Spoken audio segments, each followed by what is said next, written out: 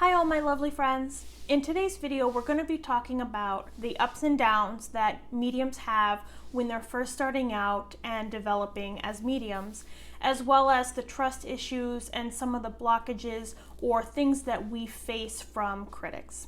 Stay tuned, and as always, I appreciate you guys watching these videos.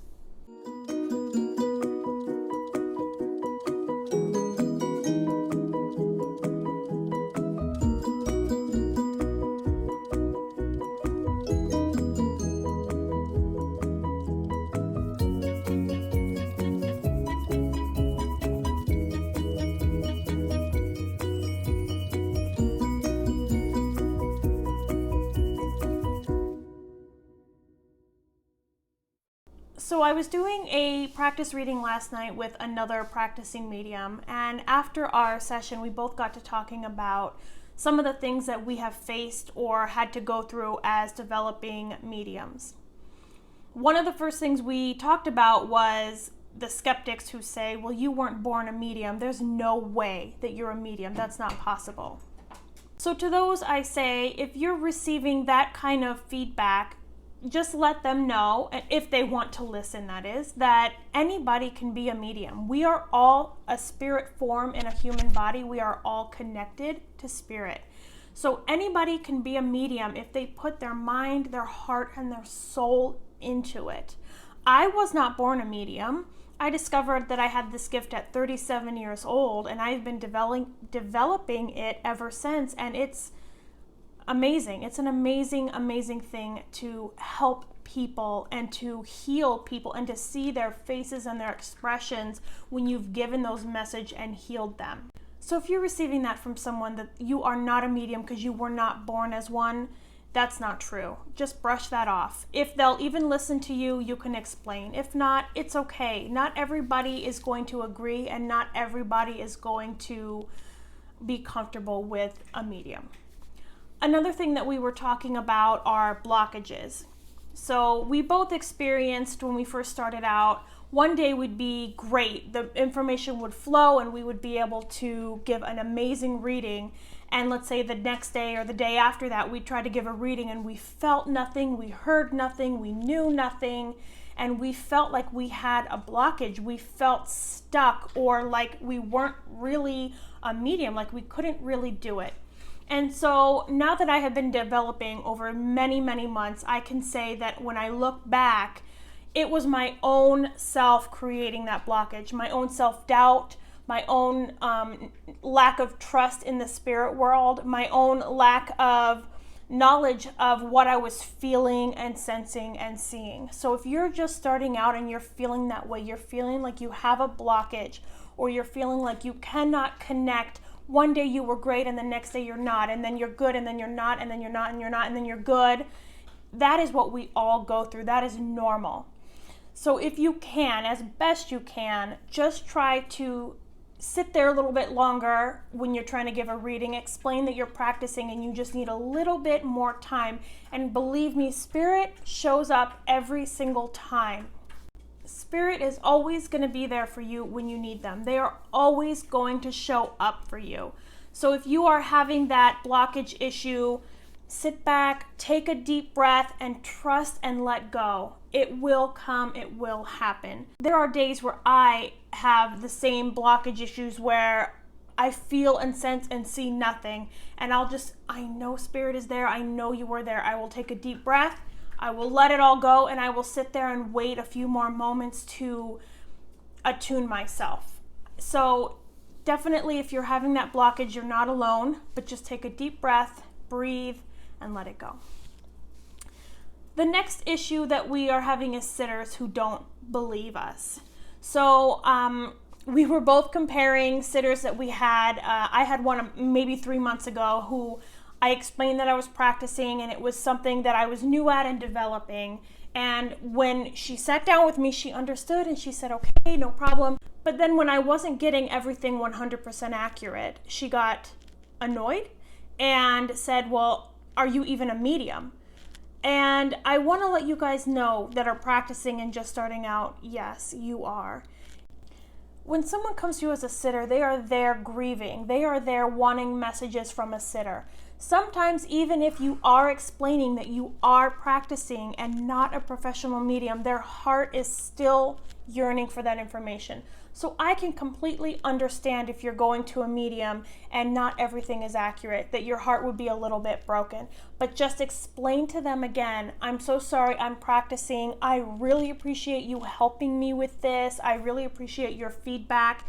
Because again, getting things wrong is what's going to teach you how to get things right.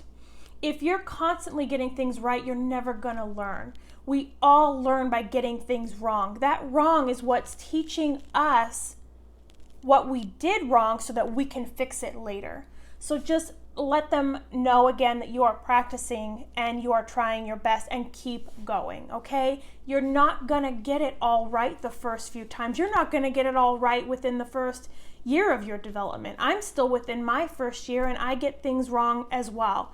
It's just you've gotta take a breath, let it go. Another thing that we were discussing is finding mediumship circles in our area. So where I live, I have not been able to find any mediumship circles that I could join or be a part of. So I've had to go online to search for those. And I can tell you right now, doing it online and searching for family and friends and people who become your family for mediumship circles is easy. And doing it through Zoom is the same as doing it face to face. I have done hundreds of readings over Zoom or Facebook Messenger, and the readings are the exact same. So you don't have to physically be with a circle or a group of people to practice with. You can find those friends and hopefully later on in life family members that are gonna be there to help you practice. And so my suggestion for those who are trying to find a circle, a mediumship circle, or somebody to work with is to go online, go on Facebook, look up these development circles, these mediumship pages, and you can find so many people to practice with. You can join circles of people to practice with. So online is the best tool if you cannot find anybody in your area. I've joined a lot of circles from online, and I can tell you that each one is different. I did do a video on circles, and you have to find the one that's best for you, the one that you resonate with. Not every medium is going to fit in this group. Maybe they're better in this group, or they feel more comfortable in this group. You have to find the one that's right for you, but you have to get yourself out there. You have to find the circles on Facebook, on Instagram, on YouTube to join, and find one that feels right with you and resonates with your soul, and stick with that group. And I'm telling you, you're going to advance so much faster when you sit with a mediumship circle, when you sit with your peers and have people to bounce ideas off of. That was one of the main reasons that I created this YouTube channel, was because I was finding it difficult to find other mediums in the same development situation as me, where it was hard to find people to bounce ideas off. It was hard to find people to talk to about what I was going through and compare notes, or somebody who understood all of these ups and downs. So that was another reason I wanted to create this YouTube channel, was so that we all could come together as developing mediums and help each other and share with each other and just be there for each other. Another thing that I wanted to talk about is all of the information available to developing mediums out there on the internet. And we were talking about how one will tell you to do this, another will tell you to do that. One tells you you need crystals, one tells you you don't, one tells you this, one tells you that. So what I'm going to say to that as a developing medium is all that information is valid. If that person is giving you, you need to use crystals for this, that's what works for them. That's what they like. That's what they prefer. And there's nothing wrong with that. That's not wrong or right. That's what works for them. So I highly encourage developing mediums to check out other mediums, to check out professional mediums and see what they're doing, see what their advice is, check their advice and go from there. And the thing that I always say in all of my videos is, whatever resonates with you, that's the information that you keep. And whatever does not resonate with you, that's the information that you let go.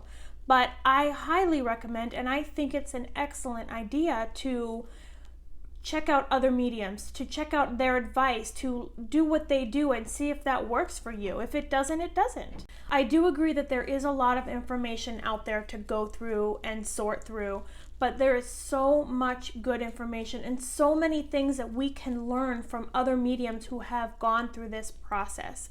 So I know it's a little bit overwhelming, but if you just take what resonates with you and what feels good to your soul and leave the rest, it's going to help you out so much.